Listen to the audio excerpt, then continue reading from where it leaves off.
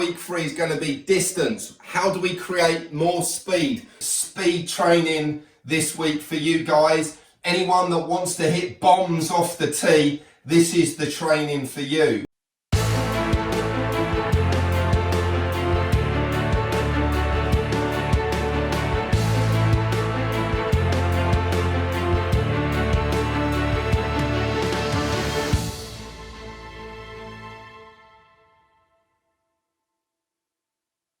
Today we're going to work on extension of the mid body, the mid spine, and some lift of your arms. Okay, so grab your golf club, hold it halfway down, don't smash the chandelier. So I've got a chair to the right side of my body here, my right hip. I'm not going to sway or hit the chair. I'm going to take the club back, I'm going to extend my spine, I'm going to feel the torque and tension in my rib cage and spine. So I'm going to take that handle and move it as far back as I can. And again from here, rotate and extend from the mid of your back and your rib cage, and you're going to get that nice long wide arc. More speed for you to hit those bombs from the tee box when you get back to the course. Today's going to be sequencing, importantly, the pressure shifting around your feet and legs, and your mass shifting to the front leg, the lead side, the target side, moving your mass forwards in your forward swing. So have a look at the stance whip video that I did on week 1. We're going to resume a driver stance for this drill at the start. Get a high back chair, place it outside your left hip. Nice wide stance. Position the chair. Now bring your left foot towards your right foot. So we're going to make a backswing, take a normal backswing, get that as high and create that rotation and extension in the body. So big high backswing. Now we're going to shift our mass to the left side and pump the pressure down through the left foot.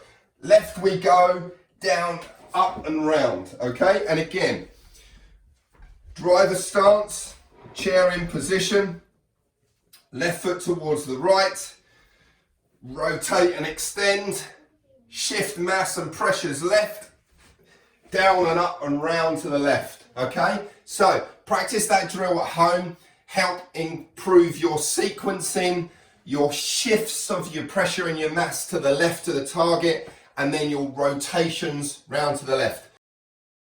Make your sequencing aid out of a bath or a beach towel which you wrap up and tape up. I've slightly adapted this version and duct taped to either end. So now today we're going to learn about sequencing. So what do all the pros do? From the start of their downswing, they start with their lower body, then they follow with their upper body, and then they follow with the arm and the hands, and then the club at the end. Some of you won't be able to separate your lower body from your upper body, so you may start with the lower body and upper body together, but you must keep the arms and hands back for as late as you can, and that's what this tool is for. So make your new backswing all the way up to the top. Get the towel to touch between the shoulder blades. So get the towel to touch. Now we're going to start with the lower body, leave the towel on the back, and then whip it through late, and then come to an end on that post-impact position. So up to the top, start with the lower body if we can, leave the towel on the back, whip it and stop it, okay? Arms like steel rods, stop that club just post-impact with straight arms, and let's see how much speed that we can create. So I'm going to head outside and I'm going to practice my speed training now out in the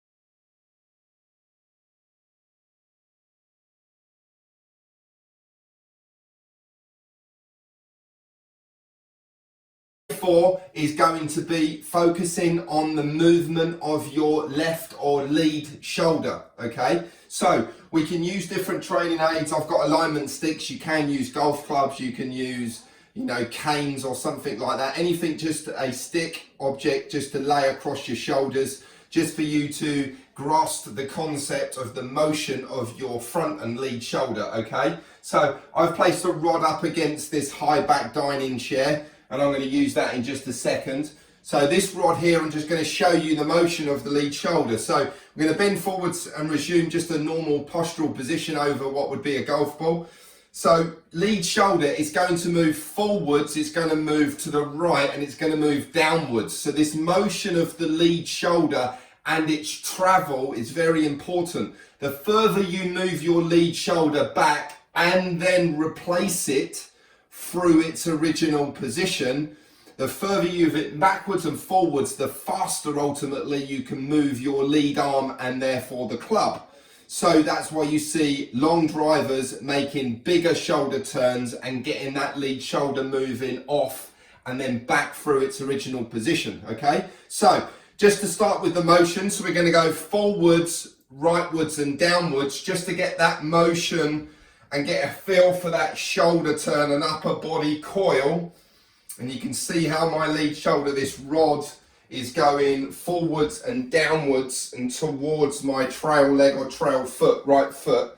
Okay, so you're getting a feel for that there, that visual of that motion of the shoulder. Secondly then, we're going to place this alignment stick up against this dining chair and we're going to just have it in position so we can see the travel of our lead shoulder. So by the time we start our downswing, at part way down, we want to get that lead shoulder back under your original start position, okay?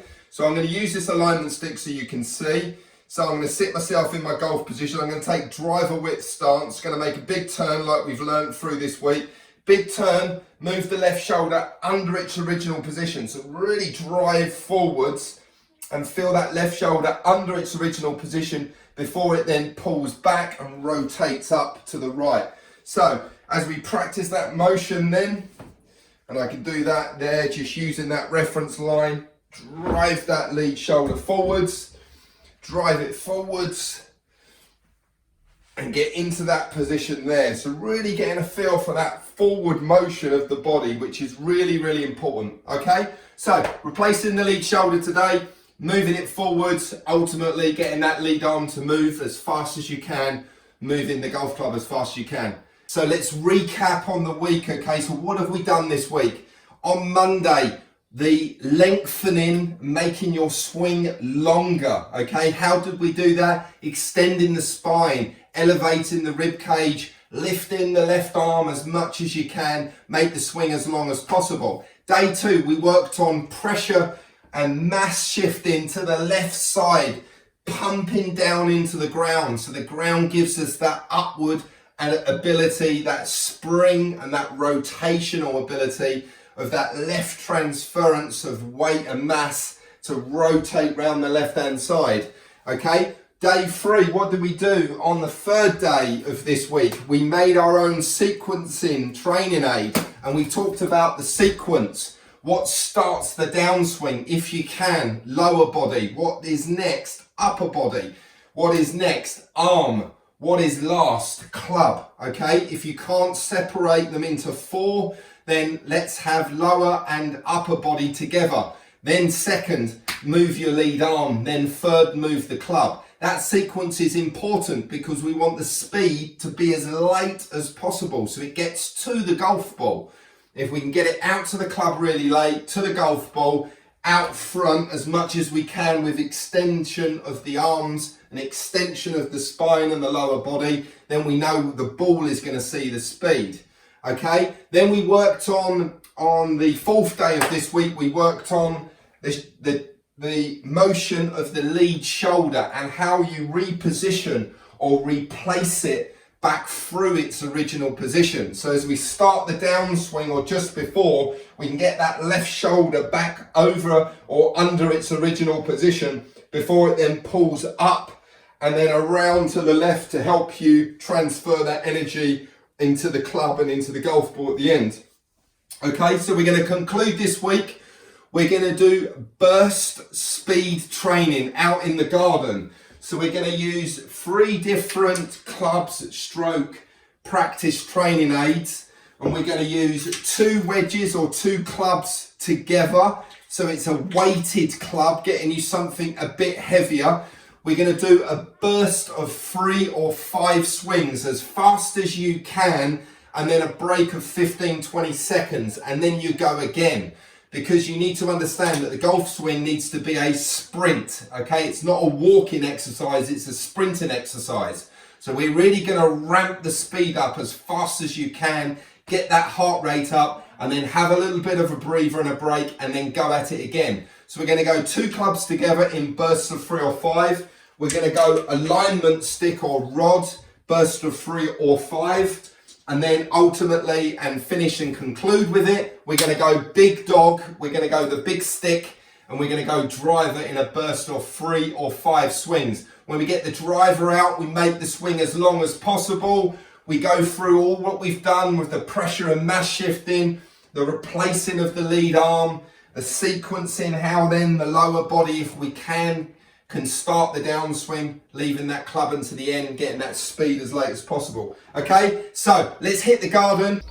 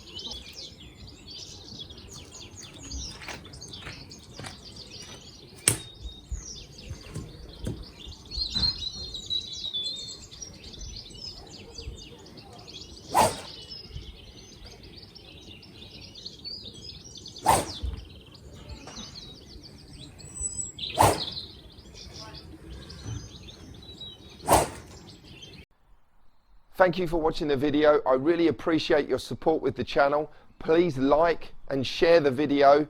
Subscribe to the channel if you want to see more videos, and click on the notifications icon so that when you log on to YouTube, you see my new videos when I release them. Thank you very much. You guys are great.